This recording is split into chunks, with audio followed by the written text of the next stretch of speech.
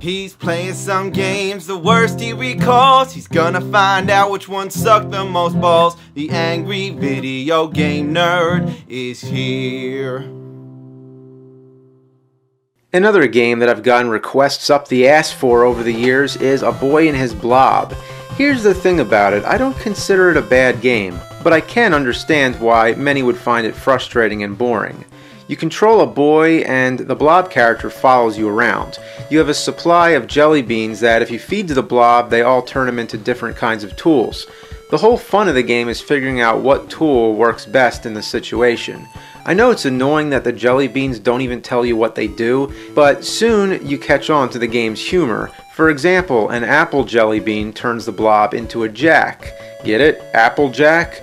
It's a big guessing game and there's lots of trials and errors. Like if you need to go down, you never know where exactly to stand until after you've fallen to your doom a few times.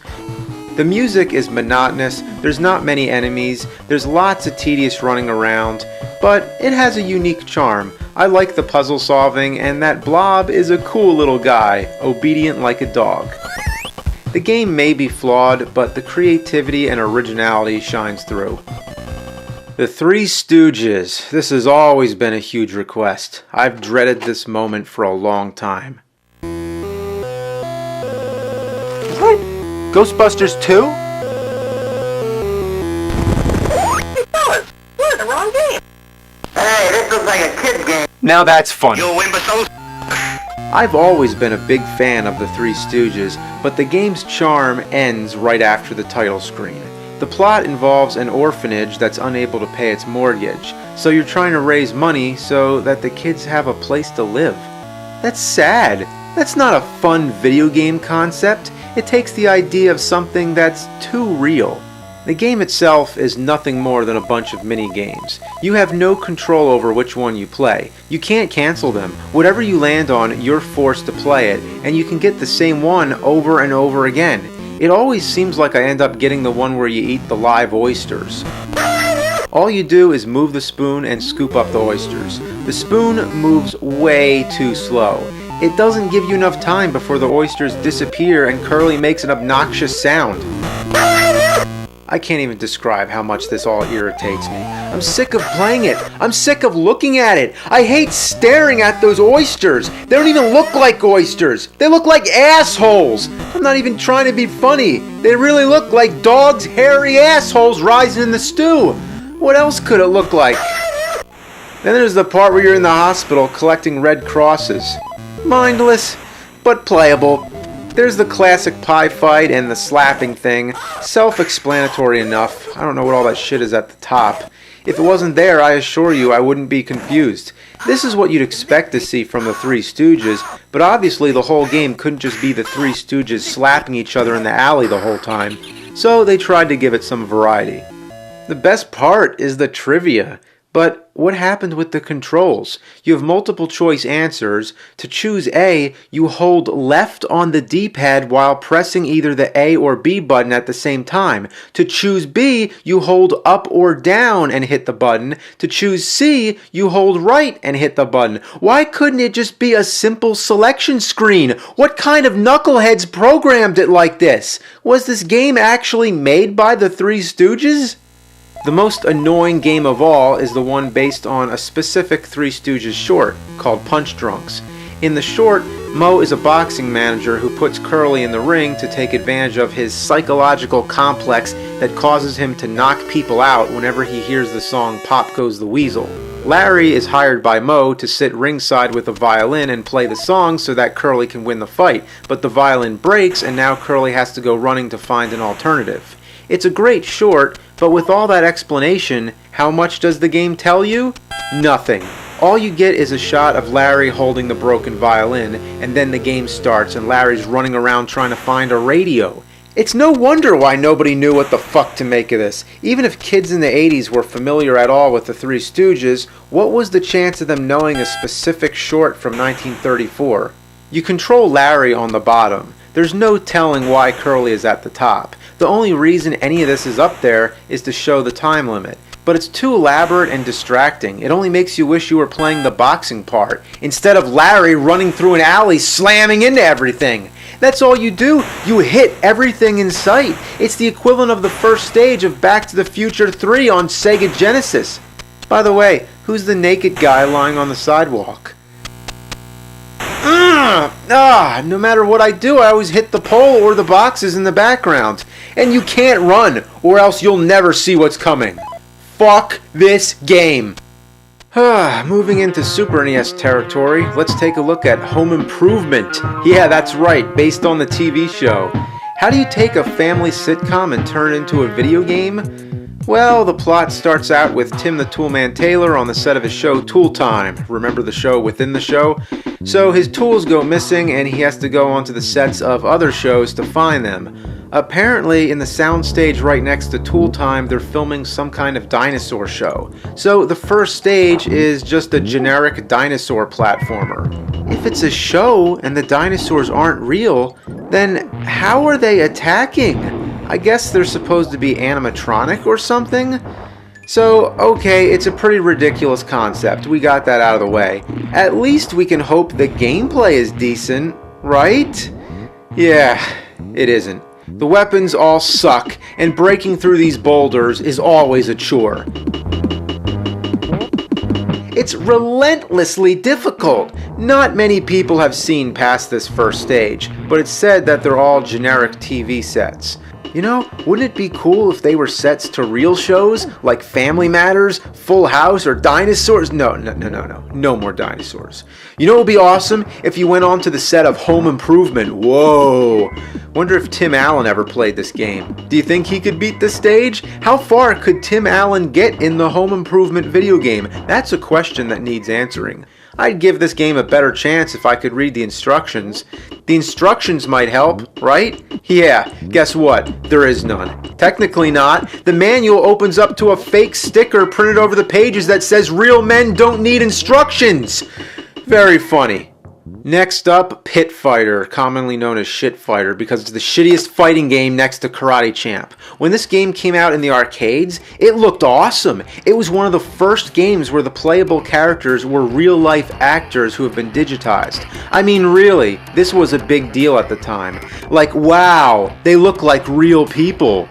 Well, when the arcade version was eaten up and shat out onto the home consoles, it ended up looking like this.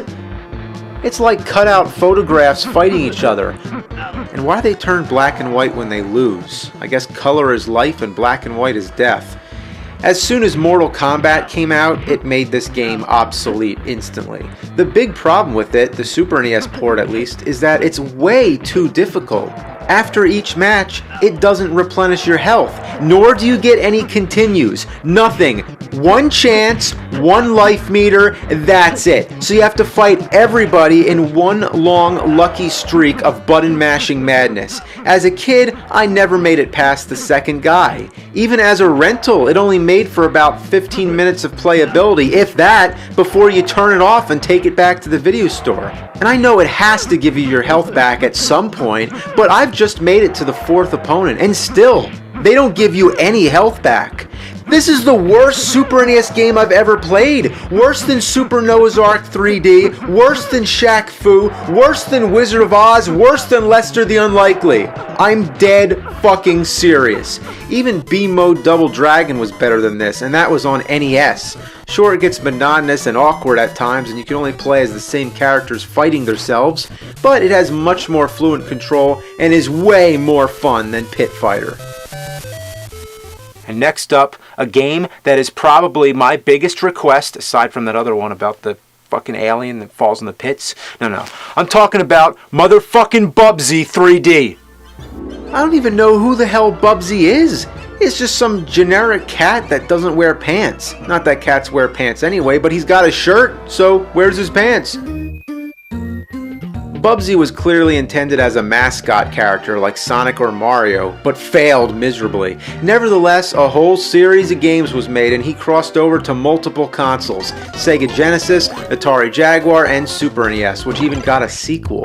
But the biggest cat turd in the litter pan was the PlayStation version, the character's first venture into 3D, because everybody else was doing it. So, you wanna As the game begins, you're walking around collecting atoms. That's it. There's some enemies to kill, but not many, and they don't move. Basically, all you're doing is getting the atoms, much like flying through the rings in Superman 64. The first thing you'll notice is how boring the graphics look. There's no style, no taste, no creative design whatsoever. Just flat colors and bland scenery. If you stare at it for more than 2 minutes, you get immediate sensory deprivation. You'd rather stare at a blank wall. About these atoms, you'd think it would be easy. Couldn't you just walk through them? Like Sonic or Mario going through coins or rings? No, you can't. To move, you're not allowed to simply hold the D-pad or joystick in that direction. No. You have to painstakingly turn yourself from a standstill and then move in the direction you're facing. When trying to do something as simple as getting the items is a chore, then you really have a problem. It gets even worse when you're trying to jump on enemies. Every time you leap, the camera goes into a downward angle. In fact, you can't control the camera at all. It usually locks into whatever direction you're facing, which may have seemed self-explanatory to the developers, but 3D games don't work that way. You need to control the camera, and whenever you get hit, the camera spins around to face you, which only causes you to get disoriented and get hit again. It would be just as much fun to sit in a swivel chair while someone spins you around and keeps punching you in the face. That's what playing Bubsy 3D is like getting punched on a swivel chair. This seems as if it was the first 3D game ever made, but Super Mario 64 came before this, and that played perfectly. What happened here? Even the blocks look like you can carve them out to make an N64 logo. Maybe it's just that I have Super Mario 64 on the brain because that's what I'd rather be playing! And to be even more annoying, Bubsy keeps talking. Oh, look! An arrow! Aren't these game designers wonderful? Yeah, I bet they thought they were clever. Overall, this game just feels unfinished. And what I really mean is that it's like it was barely started at all. I thought this was a prototype of some sort, not an actual finished game that got released in stores. It's a pile of junk. Most of the games I own are junk. I'm hoarding junk. I surrounded myself with fucking garbage. Alright, one more game and then it's happy holidays and good fucking night. Let's end with Spider-Man Maximum Carnage on Super Nintendo. Everyone says I should play this one, as if I haven't already played enough Spider-Man games. They're all terrible, but maybe this one's okay. After all, I'm not sure how I missed it because it's one of the only Super NES games that's red. Anyway, let's give it a try. Well, the comic book cutscenes are quite nice. The gameplay? Well, it's a beat-em-up game, monotonous, but fun. The controls are responsive, and the hit detection works fine. The sound effects are good, the punches and grunts you hear all lend themselves to the fun, stress-relieving nature of these kind of games. It just feels good when you hit things. You can climb up on buildings, which offers some variety and breaks up the monotony. It can be a little frustrating, but not too bad. And the music is upbeat and energizing. And what do I hear? It's the Mob Rules by Black Sabbath! I don't mean it just sounds similar, it's the same song, just a 16-bit rendition. It even does the solo.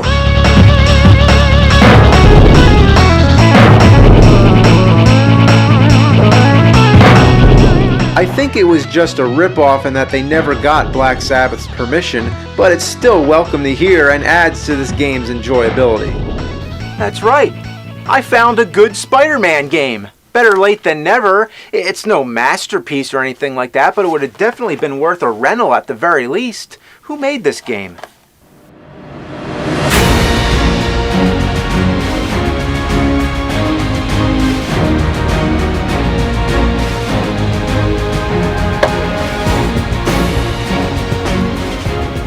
God. Oh my God. They did it! They pulled through! Oh my God! They made a game! That's not a steaming pile of fucking shit! Oh my god! They did it! They made a game! That's not shit! I found the gold at the end of the rainbow. Oh, maybe it's not gold, maybe it's bronze or something, but they made a game! It's not shit! It's not shit!